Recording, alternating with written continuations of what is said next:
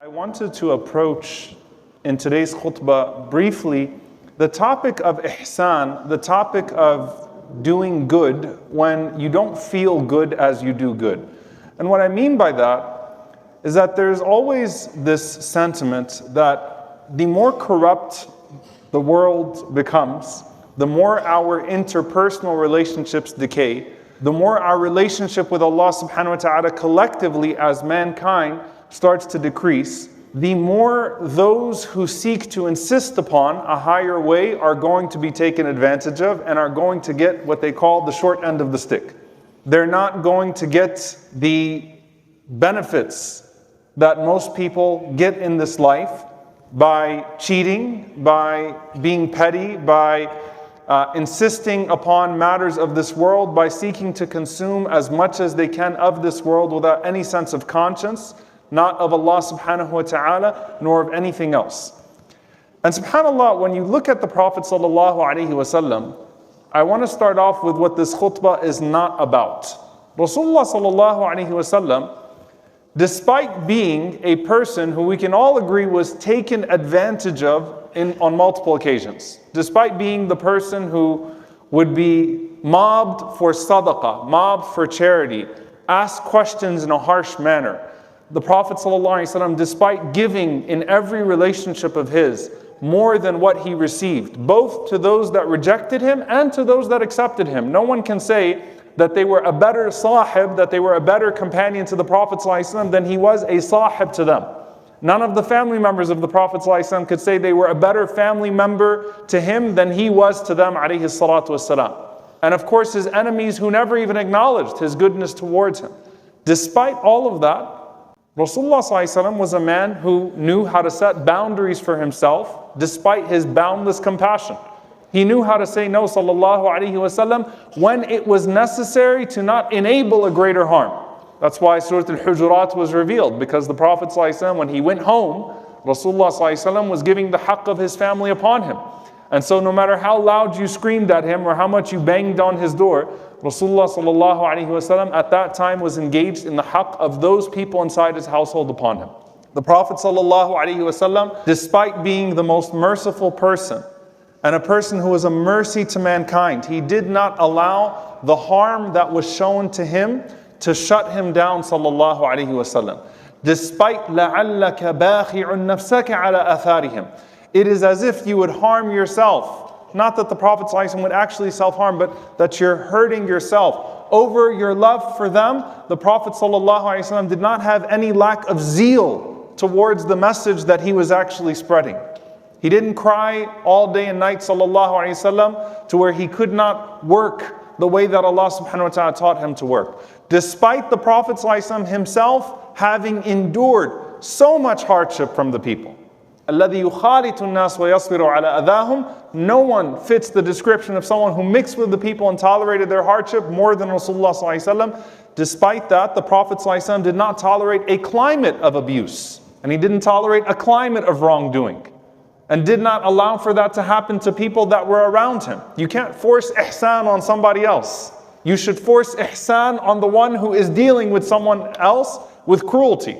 Not on the one who's on the receiving end. You can encourage ihsan to that person, but you cannot tolerate the opposite of excellence in cruelty and put all of the burden on the other person. But when the Prophet ﷺ himself was on the receiving end, he always ﷺ opted for a higher ideal, for a higher level. Now the question becomes, why is it that we often feel like maybe we're not getting anything in return for the goodness that we are doing towards others? First and foremost, you first start with those who have done goodness to you and perhaps you did not repay them. And the perpetual prototype of that is the parent, right? There is no person at the default who's taken advantage of more than a parent by their child, right? There is no person who fits the prototype more than that person, than the parent, because the child cannot repay the parent. It's impossible. So you think about everyone that you have to repay. You know, oftentimes when we feel like we're taken advantage of or we feel like we did more for someone than what was done for us, that should cause us to reflect on those who did more for us than we did for them. and see how we can then be reminded. And that's the beauty of the child growing up and then recognizing as they get into the age that their parents were at when their parents struggled with them, wow, this is what it's like. So they become activated towards a greater level of shukr to their parents, gratitude towards their parents. But there's often this undertone when we show ihsan towards people that all of that was for nothing. All of that was for nothing. And indeed, subhanAllah, sometimes when it comes to worldly relationships, a person invests in a relationship and does and does and does and gets very little in return. And that can feel very harsh to a person. Whether it's a relationship or a marriage or a friendship or a colleague or whatever it may be. It can feel that way. But I wanted to, subhanAllah, underline how Allah Azza wa Jal addresses this in the Quran with something very interesting. Allah subhanahu wa ta'ala says, إِنَّ الَّذِينَ آمَنُوا وَعَمِلُوا الصَّالِحَاتِ إِنَّا لَا نُضِيعُ أَجْرَ مَنْ أَحْسَنَ عَمَلًا. One ayah, Allah subhanahu wa ta'ala says, those who do good and those who believe and do good, we do not let the good deeds of those good doers go to waste. The ayah is actually repetitive, where Allah Azza wa Jal does not have to be repetitive from a linguistic perspective to emphasize here that no person will ever do good in this life and it will not be rewarded by something better. And this is a theme throughout the Quran. Now, there's a difference, I think we can all agree, towards doing better to someone who's also doing good towards you. What does that mean? The ulama say there's the level of when someone does ihsan towards you or does the basic, fulfills a basic requirement of gratitude towards you in a give and take relationship, and you always try to do better. Because there's no harm that's really embedded in that. So you count on the gap, and that's the most beautiful of relationships. When there are two people who are both competing for Allah's pleasure, and so they're trying to out-ihsan one another. And you want to make sure that you're on the upper hand of that. And so Allah will fill the gap. إِنَّا لَا نُضِيعُ أَجْرَ مَنْ أَحْسَنَ عَمَلًا. But then the ulama say, subhanAllah, that that's usually not the case. And that's why Allah Azza wa Jal says, وَاصْبِرْ فَإِنَّ اللَّهَ لَا يُضِيعُ أَجْرَ الْمُحْسِنِينَ. Be patient because Allah does not let the goodness of the good doers go to waste. وَاصْبِرْ, as Imam al-Tabari rahimahullah says, indicates that usually people of ihsan are going to be harmed. It is the norm of the world throughout all periods of history that usually people that are generous will be taken advantage of. Generous not with their wealth per se, generous with their spirit, generous with their energy, generous with their time, generous with their emotions. That usually people that do good and that have this as a mantra and a motto in life, they're going to be harmed in the process. Because most people will devour that. And so he commented, he said, يَقُولُ تَعَالَى ذِكْرُ وَاصْبِرْ يَا مُحَمَّدْ صلى الله عليه وسلم على ما تلقى من مشركي قومك من الأذى في الله والمكروه رجاء جزيل ثواب الله على ذلك. Be patient, O Muhammad صلى الله عليه وسلم, for the harm that you endure from your people as you try to give them Jannah. What is the Prophet ﷺ trying to get these people to do? He's trying to get them to go to Jannah.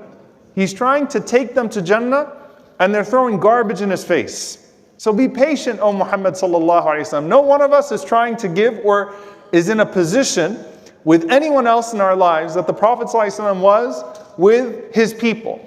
He's trying to give them Jannah, not trying to give them a gift, not trying to give them some kindness only. He's trying to give them Jannah. He's serving them Jannah, sallallahu alaihi wasallam. And they're throwing garbage at him and kicking him and abusing him in the process. There's no greater discrepancy from a human to human perspective than the discrepancy between a messenger and his people who are rejecting him. But فَإِنَّ اللَّهَ لَا يُضِيعُ ثَوَابَ مَنْ عَمِلَ فَأَطَاعَ اللَّهَ وَاتَّبَعَ أَمْرَهُ فَيَذْهَبَ بِهِ بَلْ يُوَفِّرُهُ أَحْوَجُ مَا يَكُونُ إِلَيْهِ. This is so beautiful. At-Tabari rahimahullah says, commenting on this ayah, Allah will not let the goodness that you do towards anyone else go to waste, especially in the capacity of da'wah. Rather, Allah will repay you with something that you will need more in a time where you will need it more. With something that you will need more in a time where you will need it more.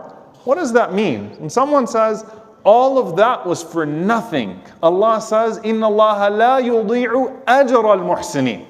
Allah does not let the payment, the ajr, the reward of the good doers go to waste. Not the efforts, the reward. Meaning count on my ajr to fulfill what wasn't given back to you. And it will be given to you in a time when you will need it more, and it will be better than what the other person could have given back to you. It would be so much better, so much more powerful.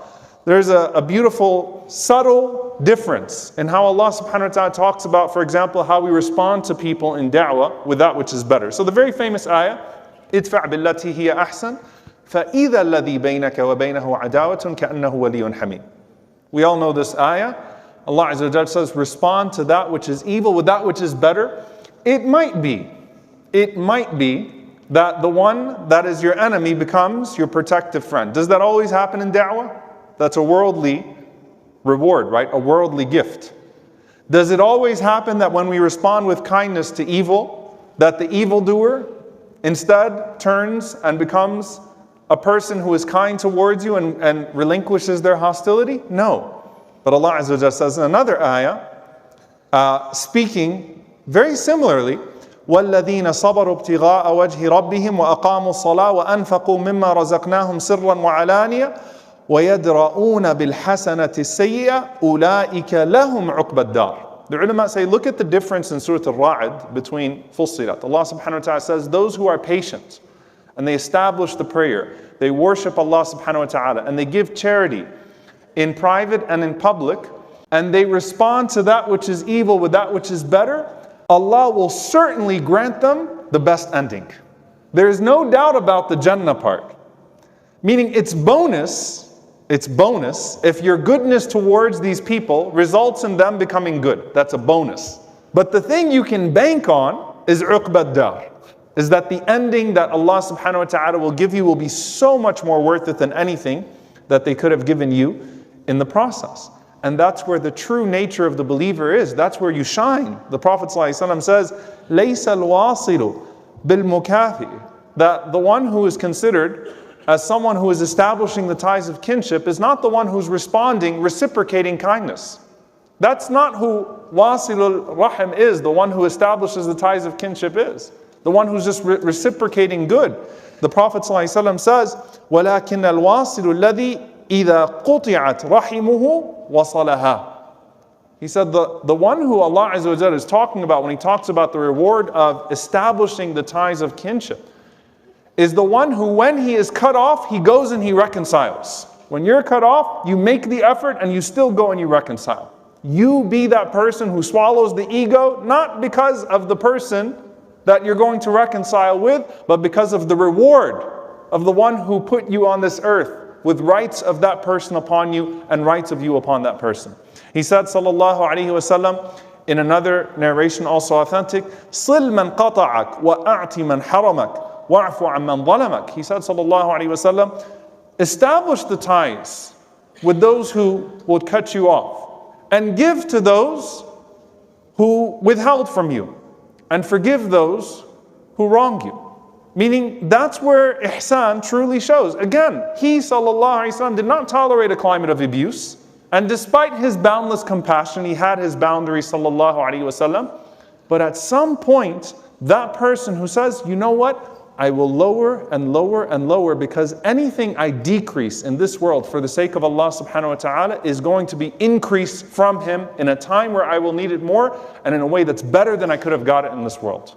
And it's not just money we're talking about. You know, subhanAllah, if you read this hadith in its entirety, where he said sallallahu alaihi wasallam in the hadith of Abu Hurairah radiyallahu anhu, مَا نَقَصَتْ صَدَقَةٌ مِّن مَالٍ وَمَا زَادَ اللَّهُ عَبْدًا بِعَفْوٍ إِلَّا عِزًّا وَمَا تَوَاضَعَ أَحَدٌ لِلَّهِ إِلَّا رَفَعَهُ. When you take it all together, the Prophet ﷺ said, charity does not decrease wealth. Charity will never lead to a decrease in your wealth. What scares you when you're about to give charity? You start making calculations. But there's a decrease here. I'm going to lose out on something if I give. And he said, sallallahu alaihi wasallam, in that same vein, وَمَا زَادَ اللَّهُ عَبْدًا بِعَفْوٍ إِلَّا عِزًّا. Allah will not increase you in the quality of al-afu, the quality of being forgiving and pardoning, except that Allah will actually honor you in the process. Think about the people in our congregation and the people that we know in our lives who are forgiving and merciful people. In the moment, it might look like they're being humiliated, but they gain a place of honor. Like, mashallah, that's such a well-composed person, such high character, was willing to put out the fire. Allah will increase you in honor, but in the moment you feel like you're getting humiliated. And so you think you're going to decrease in honor by being forgiving. And the Prophet ﷺ said, and no one humbles themselves for the sake of Allah except that Allah Azza wa Jal exalts them. Now I'm going to end on this note, inshallah ta'ala, because I think it's very powerful when you take these three themes together. We know the hadith, because we've been to 1 million fundraisers in the Muslim community, that when you're about to give sadaqah, 70,000 shayateen, right, open their mouths and warn you of faqr, warn you of decrease, warn you of poverty. Don't decrease your wealth for sadaqah or else. Now Allah knows best, but for some of us, to do sadaqah bil-'ird, with your honor and with your dignity, is harder than sadaqah with mal, is harder than charity with your money. And so if 70,000 shayateen open their mouths when you're about to give from your money for the sake of Allah, imagine when you're about to give from your ego for the sake of Allah subhanahu wa ta'ala. Might even be 70,000 more shayateen, because the voice and the lure is so much more. Do not give from your honor to this person. And your response has to be, just like every time I give charity, it's not decreasing my wealth. When I humble myself for Allah and I give sadaqah of my ego for the sake of Allah subhanahu wa ta'ala, it's not decreasing me in anything. All that paranoia, all that fear of the shaitan to try to stop you from reconciling. And we don't learn from these lessons. How many times do we feel a weight off of our chests when we humble ourselves to our brothers and our sisters and we reconcile? Why did you wait so long? Because those 70,000 mouths were open. Sometimes the human beings too. Don't do it, it will decrease you, it will decrease you, it will decrease you, it will humiliate you, it will lower you. They don't deserve it. You're right, they don't deserve it, but maybe you deserve it from Allah subhanahu wa ta'ala. And so, dear brothers and sisters, to feel like you've given up too much to an ungrateful one is natural. But to feel like you've given it up for the sake of the most grateful, ash-shakur, is empowering. Because your life is a journey between you and Allah subhanahu wa ta'ala, and everyone that is placed in the path is a part of that journey between you and Allah subhanahu wa ta'ala.